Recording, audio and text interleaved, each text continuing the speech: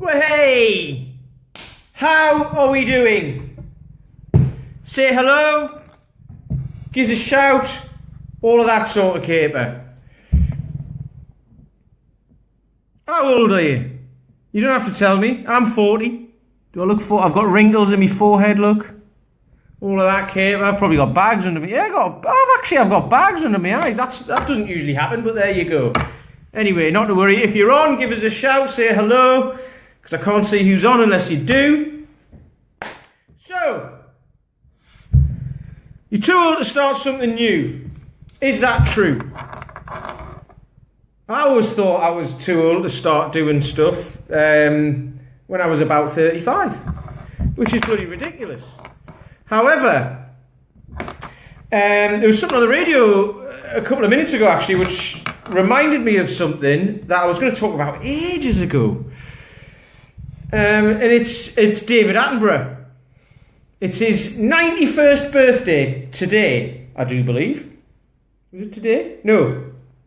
Well, it's this week anyway. It was this week. It was his 91st birthday this week.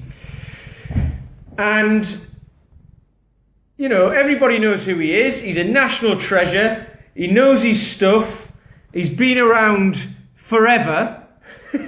You know, he was like Wildlife on One and Planet Earth and all of that sort of came. And the recent one that was on, I can't remember what it was called, but that was amazing, wasn't it? There was a guy feeding hyenas on his doorstep, and it was showing, I think it was leopards in India and stuff like that. It was amazing. It was amazing. It was amazing. But here's the thing.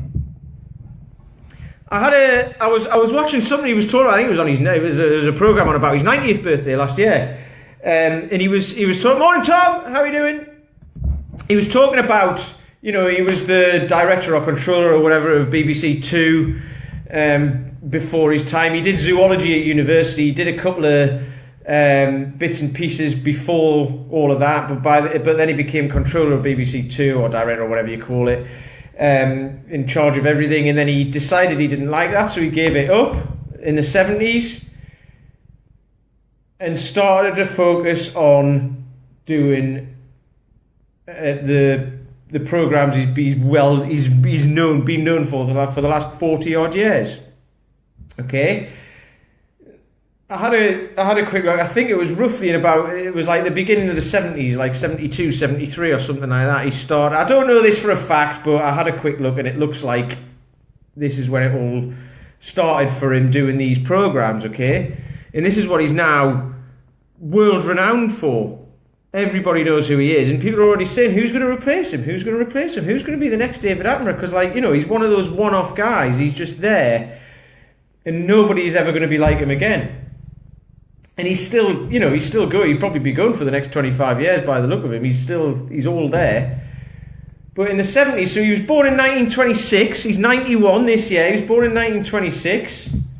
So in the early 70s, you know, he's in his late 40s, approaching 50. And that's when he started kind of doing what he's famous for now.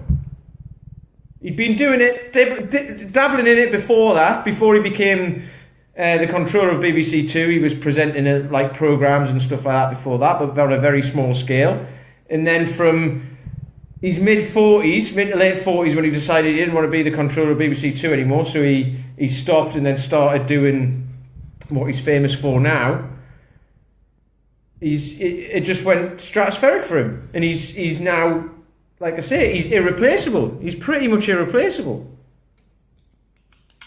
And he didn't start until he was in his mid to late 40s. So, you know, if you're too old to start anything, if you think you're too old to start anything new because you're 35, 40 years old or whatever, just have a think about it. You know, I was talking about the other day about the reason why I'm now in the fitness industry. And the reason for that is because I just wanted to get fitter and stronger and healthier, because I've been sitting behind a desk for years. I was all hunched over, I was tight, I couldn't move, I was getting injuries, and I didn't even do any exercise. I mean, how ridiculous is that? Getting injuries just from everyday life. It's bananas. You know, and I hated it. I hated that. My dad died of cancer as well, so he was unhealthy, and I didn't want that to happen to me. He was 65 when he died, and I've said I'm 40 now. I want to have at least another 60 years on this earth without being kept alive by medical science, because I want to have quality years. Okay, so with that in mind, I've got another 60 years, hopefully, to make my mark on what I'm doing now, on the fitness industry. Okay, I worked in a previous industry. I worked in the utilities industry for, what was that, from about 98 up until 2013. So what's that, 15 years. So I worked in the utility industry for 15 years. However, I think I'm already more competent now in the fitness industry after 3 years in here. I'm already more competent in the fitness industry than I ever was in the utilities industry, because I wasn't really that interested in it. It was just a job that paid me money that I wasn't interested in, that I turned up for every day. They gave me money, and I went, well, not like that obviously, but they gave me a paycheck and it went into my bank account, and then I spent it and then earned more, and all I had to do was turn up at work and they'd pay me. Whereas now, I have to show up, otherwise I don't get paid. I have to properly show up. I have to show up, otherwise I don't get paid. I make my own way. And I'm learning all the time, and it's brand new. It's brand new to me, and it's very hard. And there was a guy called Chris Burgess put a post on yesterday and said about how lonely it is, and it is. I'm sitting here talking on my phone, for fuck's sake. But it is. However, I really want to do it, and it's brand new for me. I'm 40 years old. I was 37, I think, when I finally first started getting into it. And I had no idea what I was doing, but it was exciting. Okay? And it's also a thing that people say love what you do and all that, and you'll never have to retire and you'll never work a day in your life and all that sort of stuff. It's kind of true. I really enjoy it, but there's some days when it does feel like a normal job and I just don't want to get out of bed. I don't want to go and do it. But actually, when I do get up and go and do it, it feels great, as opposed to like my previous job when I'd be sitting there all day going, I don't want to be here, I don't want to be here. That never happens. Whenever I go and train the guys in the park, or I'm doing this sort of stuff, this fires me up. So, after spending 15 years of being kind of happy with the bits outside of work, happy at work as well, I had some there was some decent people there, and I had some good crack and all that, but there was always something missing. Now, I'm not saying everyone has to give up their job and go and do something. That's not for everyone. However, it doesn't stop you starting something new. If you're going to working stupid hours, so you're getting there. So I used to get to work at 7:30 in the morning, leave at like half six in the evening, get home at 7:30 every day, 5 days a week. Fridays didn't matter. It didn't matter. I would still leave work at 6 o'clock. I'd still be home at 7 o'clock in the evening on a Friday. And then Saturday and Sunday, Friday night, Saturday night, and Sunday night, I'd get pissed, and then I'd go back to work again. And I did that for a very long time. And it was all right at the time. When I was younger, it was great. But when I started getting older, I'm knackered when I get into work on a Monday. I feel like I've enjoyed myself all weekend, but it's tired me out. So work was kind of, I would just sit there and do the bare minimum and still get paid, and that kind of replenished me, ready for the weekend again. And that's how I lived, which is fine. That's what most people do. Now, if that's the way it is, there's something you don't have to give up work and say, right, I hate work, I'm going to do something where I can do whatever I want, because it's not for everyone.